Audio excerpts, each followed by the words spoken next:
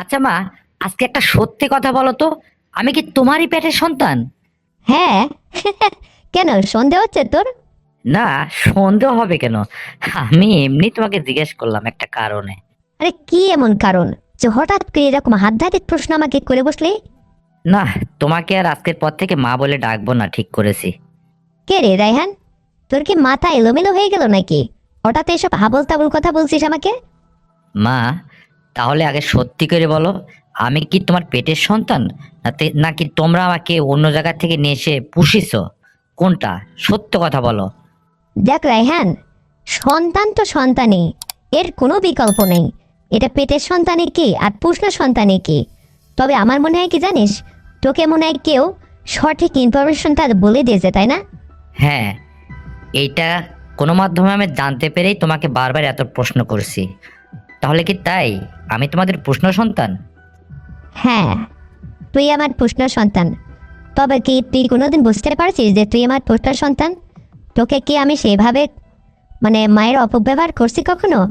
তোকে তো মায়ের মতোই যত্ন দিয়ে ছোট থেকে লালন পালন করে আজ এত বড় করছি। আজকে তুই ভার্সিটিতে পড়াশোনা করিস, তো হঠাৎ যখন জেনেই গেছিস, তাহলে কি করবি বল? আচ্ছা, বাবা তো মারা গেল, কিন্তু সত্যি করে বলো তো, তোমার কি সমস্যা ছিল যে কোনোদিন তোমার সন্তানাদি তোমার পেটে হলো না? বাবারে, এদিকে তোর বাবাও দ্বিতীয় অক্ষম ছিল, এদিকে উপর আলার হাতে সবকিছু। চাইলেই তো সবকিছু হয় না, কারোর আশা পূরণ হয়, আবার উপর আলা কারোর আশা পূরণ করে না। এটাই তো বিধির খেলা, তাই না? আচ্ছা, এই বয়সে কি সম্পর্কটা কি ঘোরানো যায় না? গিয়ে তুই কি বললি রে রায়হান? তোর মাথায় ঠাড়া পড়বে, কি বললি তুই? দেখো, রাগ করো কেন? একটু ঠান্ডা মাথায় কথা বলো। আমি চাইছিলাম যে কোনোদিন তোমার সন্তানাদি হয়নি, এইটা যদি তুমি আমাকে ব্যবহার করে পূরণ করতে, অবশ্যই তোমার সন্তানাদি হতো। আমি সেইটা বলছি আর কি। ও, তা কেমন করে শুলি দেখি? আরে বোঝো না কেন? বাবা যেভাবে ইতিপূর্বে চেষ্টা করে গেছে, সেভাবে আমি একটু ট্রাই করতাম।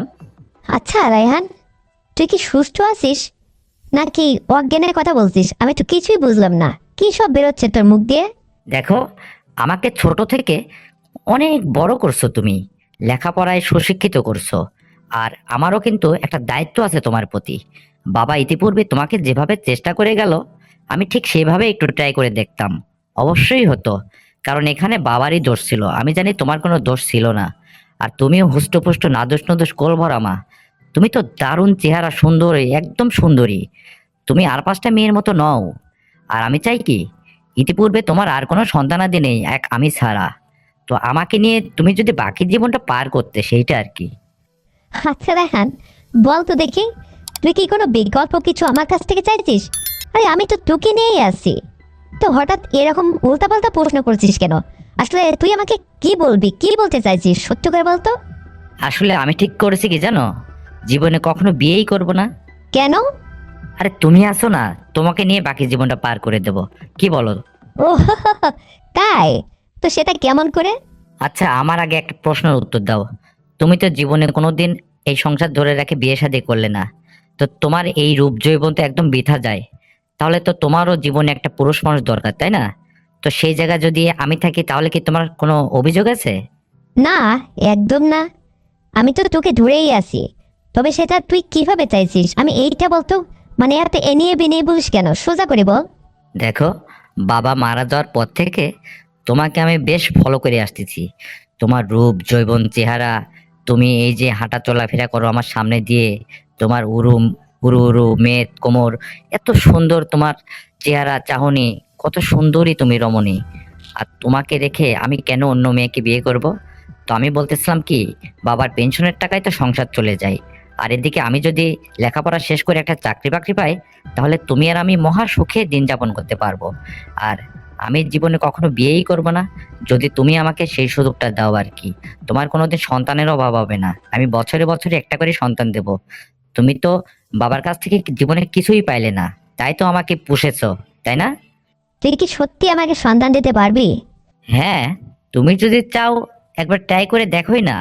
আমি জানি 100% হবেই। মোর জ্বালা। আচ্ছা রায়হান, তাহলে তুই বাড়িতে কবে আসছিস আগে তাই বল। আরে আমি তো তোমার কথার অপেক্ষায় চেয়ে আছি। তুমি যদি বলো, আমি আজকেই রাতে ট্রেনে গাড়িতে উঠবো। বলো না। রায়হান, সত্যি কি তুই আমাকে পছন্দ করিস? মানে আমার সমস্ত কিছু দেখে কি তোর ভাল লাগে, পছন্দ হয়? কিছু করতে মন চায় তোর? দেখো, আমি যেদিন থেকে জানতে পেরেছি যে আমি তোমার পোষা সন্তান, সেদিন থেকেই ঠিক তোমাকে নিয়ে আলাদা একটা চিন্তা ভাবনা করা শুরু করছি। তোমাকে জল্পনায় কল্পনায় অনেক কিছু চিন্তার পাহাড় বাঁধছি। তোমাকে নিয়ে সংসার করব, তোমাকে নিয়েই করব, সেই করব। বুঝতে পেরেছো? কিরে রেহান, তলে তলে এত দূর? হ্যাঁ, বলিস কি? আমাকে নিয়ে এই সমস্ত চিন্তা ভাবনা তোর কবে থেকে আসলো? আর এতদিন বলিসনি কেন রে? আমি তো অনাহারে আছি। আমি কি করে যে মা হয়ে তোকে এই কথাটা বলে, তুই বুঝিস না এটা? আরে বাবা, আমিও তো তোমাকে বলতে সাহস পাচ্ছিলাম না, তাই তো এতদিন বলতে পারিনি। দেখ রেহান, এতদিন আমি বেগুনের বর্জায় ছিলাম, তাহলে তুই কি তোর বাবার মতো আমাকে ঠিকঠাক মতো চালাতে পারবি তো? আরে তার চেয়ে বেশি না দিতে পারলে আমার টাকা ফেরত যাও, আমি তোমাকে গ্যারান্টি দিয়ে বললাম। তাই নাকি? তাহলে বাবা তুই আজকে টেনে চলে আয় না, আমার আর দর্শ হয়েছে না জানিস। তোর কথা শুনে আমার কি ভালো লাগতেছে। এটা কি শোনালি আমারে? দেখ, আমি কত কষ্টে অনাহারে আছি, দিন কাটাচ্ছি। এটা তো আমি কাউকে বলতে পারি না রে বাবা। আর তুই যখন আজকে নিজের থেকে এটা বলছিস, আর আমাকে দেখে যখন তোর এতই পছন্দ হয়েছে, ভালো লাগছে সব কিছু দেখে, তাহলে আর দেরি নয়, তুই আজকে টেনে চলে আয়। দেখ, কালকে থেকে আমাদের জীবনযাপন উল্টাপাল্টা শুরু, বুঝতে পারছিস? আমি তোর কথাতে খুশি হয়ে তোর সঙ্গে যে কথা বলতেছি, আসলে এতদিন তো ছেলে রূপে কথা বলছি, এখন থেকে আর ছেলে নয়, বুঝতে পারছিস? সম্পূর্ণটা উল্টে। কারণ তুই তো আর আমার পেটের সন্তান না, তোর সঙ্গে এটা করা যেতেই পারে, কোনো প্রবলেমই না। তুই শোন, তোর সঙ্গে কথা বলতে বলতে আমার কি হয়েছে জানিস? কেন, কি হয়েছে? নদীতে জোয়ার উঠছে, সব কিছু যেন এলোপাতাড়ি হয়ে যাচ্ছে। তাই নাকি? বলো কি? তাহলে শোনো, আমি কিন্তু আজকেই রাতে ট্রেনে চলে আসতেছি, এখনই আমি সবকিছু গোছগাছ করে নিচ্ছি, তুমি তৈরি থেকো। শোন বেহান, তাহলে ওই যে আমার যে কাজের বেটি আছে, ওকে আমি ছুটি দিয়ে দিলাম কিন্তু 1 মাসের। কেন, ওকে ছুটি দিলে রান্না বান্না করবে কে? আরে রান্না বান্না আমি তোকে নিজ হাতে করে খাওয়াবো। আর ও থাকলে আমাদের দুজনের চলাফেরার সমস্যা হবে, বুঝিস না? তোকে তো আমার বাড়িটার মধ্যে যখন একলা পাবো, অনেক কিছু কখন কি তোর মনের মধ্যে চাইবে, নতুন নতুন জীবন শুরু করতে যাচ্ছি, বুঝিস না এটা? আমাদের মধ্যেও খানা খাই ডিস্টার্ব হয়ে দাঁড়াবে, এই জন্য ওকে তাড়াই দিচ্ছি। নিজ হাতে তোকে সবকিছু আদর যত্ন করে খাওয়াবো, বুঝতে পারলি? ও, এই কথা। হ্যাঁ আচ্ছা ঠিক আছে, তাহলে ওকে বিদায় করে দাও। আচ্ছা রেহান, তোর কি আমাকে শাড়ি পরে দেখতে ভালো লাগে না সালোয়ার কামিজ পরে দেখতে ভালো লাগে, কোনটা? শোনো, তোমাকে ওই মার্বেল জর্জেট শাড়ি পরে দেখতেই ভালো লাগে, কারণ ওটা পরে থাকলে অনেক কিছু আমি অনুভব করতে পারি, দারুণ লাগে তোমাকে দেখতে, বোঝো না তুমি এটা?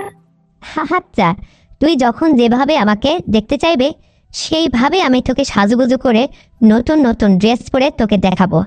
তুই যেন খুশি থাকিস, আমাকে দেখে যেন মুগ্ধ হোস, এখন থেকে আমি তাই চাইবো। আসলে তোকে খুশি করাটাই এখন আমার কাজ। আর দেখ, যখন বাড়িতে আসবে আমার সঙ্গে ওইটা করতে যাবে, আমার আসলে একটাতে 2 থেকে 3 বারের ছাড়া হবেই না। কারণ তোর বাবা ওই একবারেই করে সে আর করতে চাইতো না, মানে তার বিয়েই হতো না, তার শরীরটাই চলতো না, সে অসুস্থই থাকতো। দেখ না, সকালে চলে গেল। আর তুই তো একদম তাগড়া জোয়ান ছেলে আমার। তুই আমাকে রাতে 3 বার 4 বার 5 বার নেই, যখন আমার কাছে চাইবি আমি তখনই তোকে, আমারই তো ভালো, আমি তো চাই যেন সব সময় তোকে দিয়ে রাখি। আর তুই তো চ্যাংড়া মানুষ, তুই তো অবশ্যই পারবি। আর আমি জানি না, তোকে হাতে করে লালন পালন করছি, তোর এটা তো বেশ অনেক মোটা সুন্দর আছে, আমার খুব ভালোই হবে জানিস। এই জন্য তো আমি খুশি, একদম অথল হয়ে গেছি খুশিতে রে বাবা। তুই তাড়াতাড়ি চলে আয়। আর বাড়িতে আসার পরে আর ছেলে আর মায়ের সম্পর্ক কিন্তু থাকবে না, এটা মনে যেন থাকে, ভুল করেও আর আমাকে মা রাখবে না, তাহলে এটা পাপ হবে।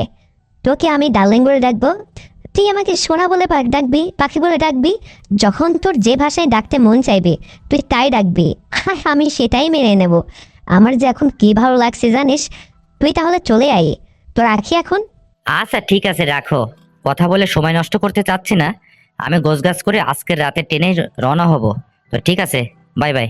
ওকে, চলে আসো, বাই। তো বন্ধুরা, আমার এই সংলাপটি শুনে তোমাদের কেমন লেগেছে অবশ্যই কমেন্ট করে জানাবে। আর তুমি যদি এই চ্যানেলে নতুন দর্শক হয়ে থাকো, তাহলে এক্ষুনি ভিডিওতে একটা লাইক দাও আর শেয়ার করে অন্যকে দেখার সুযোগ করে দাও। আর অবশ্যই সাবস্ক্রাইব করতে ভুলবে না। ততক্ষণে সবাই ভালো থেকো, নিজের যত্নে নিও। আগামীকাল আবার সুন্দর ভিডিও নিয়ে আসছি। আল্লাহ হাফেজ।